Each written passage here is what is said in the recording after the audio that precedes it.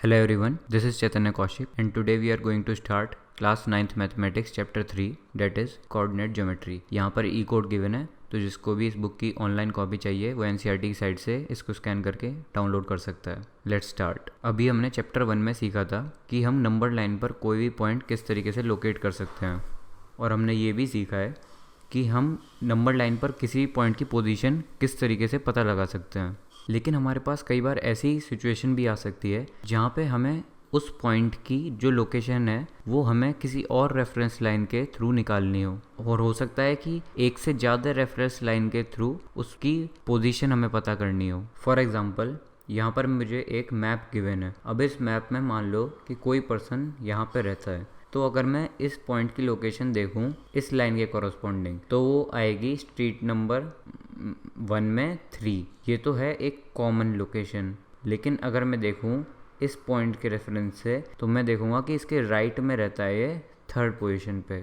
और अगर मैं इस लाइन के थ्रू अगर ये मेरा रेफरेंस लाइन है तो मैं देखूं तो वो रहता है राइट टू राइट पे 3rd लोकेशन पे। और अगर मैं मेरे पास रेफरेंस लाइन अगर ये है मगर मैं इसके रेफरेंस में देखूं तो मुझे पता लगेगा कि आएगा right to right to right to 3 यहाँ पे। तो डिफरेंट रेफरेंस लाइन के अकॉर्डिंग डिफरेंट लोकेशन हो जाती हैं किसी एक पॉइंट की। सपोज मैंने एक प्लेन पेपर पर एक डॉट प्लेस करी है। अब मान लो हमें इस डॉट की पोजीशन पता लगानी है तो हम क्या कहेंगे कि ये भाई अपर हाफ में लाई कर रही है, इसके अपर हाफ में लाई कर रही है, या फिर ये कहेंगे कि ये भाई लेफ्ट एज के नज़दीक है, या फिर ये कहेंगे कि ये इस पॉइंट के सबसे ज़्यादा नज़दीक है। इन चारों कॉर्नर्स में से देखें तो इस कॉर्नर के सबसे ज़्यादा नज़दीक है। लेकिन हमें एक जनरल आइडिया तो मिल रहा है कि भाई डॉट कहाँ पर है, बट हम फिर भी एग्जैक्ट लोकेशन डॉट की नहीं पता पा रहे हैं। एक तरीका ये हो सकता है कि हम बिल्कुल एग्जैक्ट लोकेशन नाप लें 5 सेंटीमीटर और 9 सेंटीमीटर और फिर उसके बाद उस डॉट की लोकेशन बता दें। We fix the position of the dot by specifying its distances from 2 fixed lines, the left edge of the paper and the bottom line of the paper. In other words we need 2 independent information for finding the position of the dot. हम ये कह सकते हैं कि हमें 2 independent information चाहिए ताकि हम डॉट की पोजीशन पता लगा सकें। हम एक और एक्टिविटी कर सकते हैं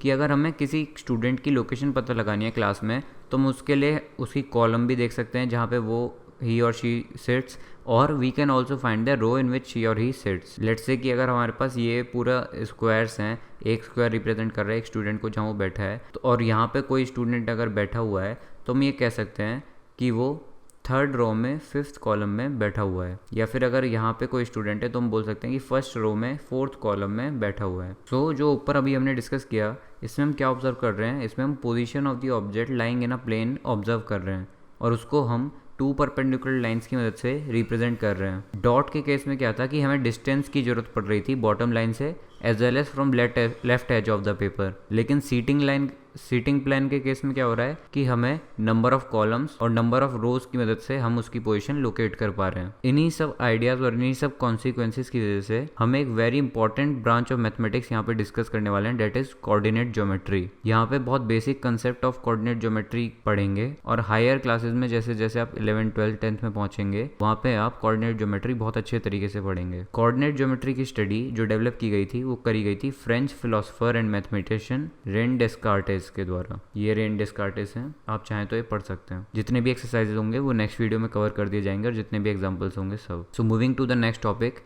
डेट इज कार्टेशियन सिस्टम। तो हमने फर्स्ट चैप्टर में नंबर सिस्टम में नंबर लाइन पढ़ी थी। वहाँ हमने देखा था कि the point from which the distance are marked is called the origin, यानी कि ये जो पॉइंट है जहाँ से हम 1 2 ये सब मेजर कर रहे हैं वो होता है ओरिजिन। अगर 1 यूनिट डिस्टेंस रिप्रेजेंट कर रहा है नंबर 1 को तो 3 यूनिट डिस्टेंस रिप्रेजेंट करेगा नंबर 3 को, 0 बीइंग द ओरिजिन। और जो पॉइंट पॉजिटिव डायरेक्शन में है at a distance r from the origin वो रिप्रेजेंट करता है नंबर r को, और वो पॉइंट जो नेगेटिव डायरेक्शन में है at a distance r from the origin वो रिप्रेजेंट करता है नंबर -r को। लोकेशन आप यहाँ पे देख सकते हैं, जैसे ये 1 है, ये 2 3 4 5 इस तरीके, तो यहाँ पे -1 -2 -3 -4 -5 है। तो डेस्कार्टेस ने क्या यूज़ किया, डेस्कार्टेस ने एक हॉरिजॉन्टल लाइन यूज़ करी और एक वर्टिकल लाइन यूज़ करी जो दोनों एक दूसरे के परपेंडिकुलर थी किसी भी पॉइंट की लोकेशन को पता लगाने के लिए। वही हम इस चैप्टर में देखने वाले हैं। हम इसमें 2 लाइन्स ले सकते हैं, एक x' और एक y'। y डैश लाइन ये रही, x' लाइन ये रही। x' लाइन हॉरिजॉन्टल है और y' लाइन वर्टिकल है। अगर हम इन दोनों लाइनों को कंबाइन कर देंगे ताकि उन दोनों लाइन के जो जीरोज़ हैं वो एक दूसरे के साथ क्रॉस करें तो हमारे पास कुछ इस तरीके का मैपिंग शो होगी। जो हॉरिजॉन्टल लाइन है एक्स डैश एक्स उसे हम कहते हैं एक्स एक्सिस, और जो वर्टिकल लाइन है वाई डैश वाई उसे हम कहते हैं वाई एक्सिस। और जहाँ पे दोनों लाइंस क्रॉस कर रही हैं उसे हम बोलेंगे ओरिजिन, और उसे डिनोट करते हैं हम ओ से। जितना भी पॉजिटिव डाटा होता है वो ओ एक्स और ओ वाई साइड पे होता है। O X and O Y are called the positive directions of the X axis and the Y axis respectively. Similarly O X dash और ओ वाई डैश वाली side को हम negative directions भी बोलते हैं of the X axis and the Y axis respectively. यहाँ पे हम ये ऑब्जर्व कर सकते हैं कि जो वर्ड है एक्सिस, जो प्लूरल होता है एक्सिस का, वो डिवाइड करता है प्लेन को 4 पार्ट्स में। इन पार्ट्स को हम क्वाड्रेंट्स भी बोलते हैं। So these 4 parts are called the quadrants 1, 2, 3 and 4. Anti clockwise from OX, जो लाइन OX है उसके अगर हम एंटी क्लॉकवाइज चलेंगे तो नंबर 1, 2, 3, 4 इस तरीके से हम क्वाड्रेंट्स को रिप्रेजेंट करते हैं। जो ये प्लेन है जिसपे एक्स एक्सिस और वाई एक्सिस लाई कर रहे हैं उसे हम बोलते हैं कार्टेशियन प्लेन और द कोऑर्डिनेट प्लेन और the X Y plane, and the axis are called the coordinate axis. अब ये एक्सिस को पढ़ना इतना ज़रूरी क्यों है? तो ये देखते हैं कि मान लो हमारे पास कोई पॉइंट है P और Q, तो अगर हम एक ग्राफ पर एक्सिस ड्रॉ करें और P और Q कोई पॉइंट मार्क करें तो हम उसके कॉरस्पॉन्डिंग अगर हम परपेंडिकुलर लाइन खींचेंगे उन एक्सिस पर तो हम उसकी एग्जैक्ट लोकेशन फाइंड आउट कर सकते हैं। जैसे the perpendicular distance of the point P from the Y axis measured along the positive direction of the axis is Pn is equal to OM is equal to 4 units. यानी कि अगर मेरे पास ये point P है, मैंने y axis के ऊपर perpendicular डालूंगा तो वो सेम डिस्टेंस होगा जो कि OM का होगा। तो अगर मैंने OM को मेजर कर लिया डेट इज़ 4 यूनिट्स, वही डिस्टेंस होगा Pn का। और इसी तरीके से the perpendicular distance of the point P from the x axis measured along the positive direction of the y axis is Pm is equal to ON which is equal to 3 units. तो अगर मैं point P से एक vertical डालता हूँ x axis के ऊपर जो कि PM लाइन है, तो अगर मुझे PM लाइन का डिस्टेंस पता करना है तो मैं यहाँ से पता कर सकता हूँ, वो आएगा 3 यूनिट्स। सिमिलरली मैं पॉइंट Q के लिए भी ऐसा कर सकता हूँ। तो यहाँ पर एक साइन कन्वेंशन होता है जिसकी मदद से हम किसी भी पॉइंट का कोऑर्डिनेट लिख सकते हैं। The X coordinate of a point is its perpendicular distance from the Y axis measured along the x axis. For the point P it is +4 and for Q it is -6. The x coordinate is called the abscissa. The y coordinate of a point is its perpendicular distance from the x axis measured along the y axis. जो point P का y axis y coordinate है वो है +3 and for Q it is -2. जो y coordinate होता है उसे हम ऑर्डिनेट भी कहते हैं। जब भी हम किसी पॉइंट के कोऑर्डिनेट्स लिखेंगे तो सबसे पहले एक्स कोऑर्डिनेट लिखे जाते हैं और फिर वाई कोऑर्डिनेट्स लिखे जाते हैं, और जो कोऑर्डिनेट्स हैं उन्हें हम ब्रैकेट्स में लिखते हैं। Hence the coordinates of P are 4,3 and the coordinates of Q are -6, -2. Note the coordinate describe a point in the plane uniquely. 3,4 is not the same as 4,3। अगर पूरे प्लेन पर कोई भी पॉइंट है तो वो पॉइंट यूनिक है। Examples हम नेक्स्ट वीडियो में कवर कर लेंगे। अगर हमारे पास कोई पॉइंट है जो एक्स एक्सिस पर लाई कर रहा है तो उस पॉइंट की एक्स एक्सिस से जो दूरी है वो तो 0 हो जाएगी।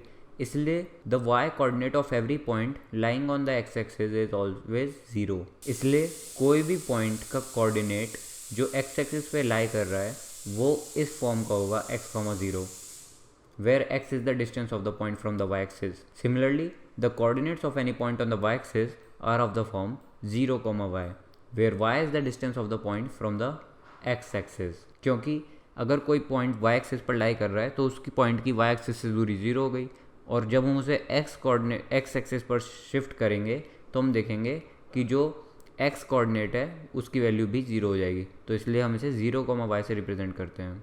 और ओरिजिन जो होता है उसके कोऑर्डिनेट 0, 0 होते हैं क्योंकि it has 0 distance from both of the axis. So उसके एब्सिसा और कोऑर्डिनेट दोनों 0 हो जाते हैं। अगर कोई भी पॉइंट फर्स्ट क्वाड्रेंट में लाई कर रहा है then the point will be in the form ++, क्योंकि फर्स्ट क्वाड्रेंट में दोनों एक्सिस पॉजिटिव होते हैं, इस वजह से ++ से उसके कोऑर्डिनेट्स डिनोट किए जाएंगे। सिमिलरली सेकंड क्वाड्रेंट में नेगेटिव प्लस की फॉर्म में डिनोट किए जाते हैं, और थर्ड क्वाड्रेंट में नेगेटिव से डिनोट किए जाते हैं, और फोर्थ क्वाड्रेंट में पॉजिटिव नेगेटिव डिनोट किए जाते हैं। Now moving to the next topic, plotting a point in the plane if its coordinates are given. अगर हमारे पास किसी भी पॉइंट के कोऑर्डिनेट्स गिवन है तो हम उसे प्लेन पर किस तरीके से ड्रॉ कर सकते हैं। अभी तक हमने क्या किया था कि हमने पॉइंट्स ड्रॉ कर रखे थे और हमने उनके कोऑर्डिनेट फाइंड आउट किए थे, लेकिन अब हम क्या करेंगे, अब हम कोऑर्डिनेट से पॉइंट प्लॉट करेंगे। तो देखते हैं किस तरीके से करते हैं। लेट्स से मेरे पास कोई पॉइंट है 3,5, तो मैं क्या करूंगा, मेरे पास x जो कोऑर्डिनेट है वो गिवन है 3, तो मैंने क्या किया, x एक्सिस पर मैं 3 यूनिट्स चला। एंड सिमिलरली जो y कोऑर्डिनेट है वो मेरे पास गिवन है 5, तो मैं y एक्सिस पर 5 यूनिट्स चला। परपेंडिकुलर डायरेक्शन में मूव करते हैं हम हमेशा, तो मेरे पास ये वाली लोकेशन मिल गई। और सिमिलरली अगर मेरे पास पॉइंट है 5,-4, मैं x एक्सिस पर 5 यूनिट्स चलूंगा और y एक्सिस पर -4 डायरेक्शन में चलूंगा। नेगेटिव डायरेक्शन y एक्सिस के नीचे हो जाएगी, तो इसलिए मैं यहाँ पे 4 यूनिट चलूंगा, 1 2 3 4, तो मैं इस पॉइंट पर पहुँच जाऊँगा। तो ये पॉइंट की लोकेशन मुझे मिल गई है क्यू की। एक्सरसाइजेज और जितने भी एग्जांपल्स होंगे वो हम नेक्स्ट वीडियो में कवर करेंगे। तो ये चैप्टर हमने फिनिश कर लिया है। होप सो ये चैप्टर आपको समझ में आया हो। अगर आपको समझ में नहीं आया तो आप वीडियो दोबारा से देख सकते हैं और चैप्टर खत्म होने के बाद उसकी समरी जरूर पढ़ें और नोटबुक लेकर बैठें, तो जो भी मैं चीज़ें आपको बता रहा हूँ वो आप नोटबुक पर लिखते रहें।